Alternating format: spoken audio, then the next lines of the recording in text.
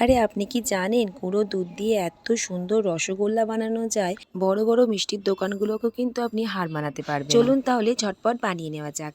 1 বাটি গুঁড়ো দুধ আর 1 বাটি জলকে ভালো করে গুলে নিয়ে গ্যাসের ওভেনে বসিয়ে দেবো। হালকা গরম হয়ে আসলে ভিনিগার মেশানো জল দিয়ে দেবো। ছানা কেটে যাবে, ছানাটাকে একবারে ছেঁকে নিয়ে ঠান্ডা জলে 1-2 বার ভালো করে ধুয়ে নেব। জল চেপে বের করে দিয়ে এবার ছানাটাকে বেশ ভালো করে ডলে ডলে কিন্তু মেখে নিতে হবে, একেবারে মসৃণ করে। এবার ছোট হোক বড় হোক যেমন ইচ্ছা লেচি করে নিয়ে 2 হাতে করে গোল করে নেব। সবগুলো একইভাবে তৈরি করে নিয়ে চিনি শিরাটাও বানিয়ে নেব। 1 বাটি চিনি আর 2 বাটি জল দিয়ে দেবো।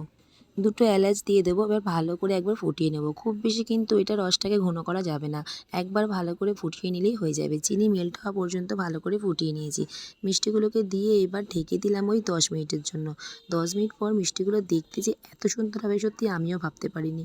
অবশ্যই কিন্তু আপনার বাড়িতে একবার বানিয়ে দেখবেন। আজকের মতন টাটা।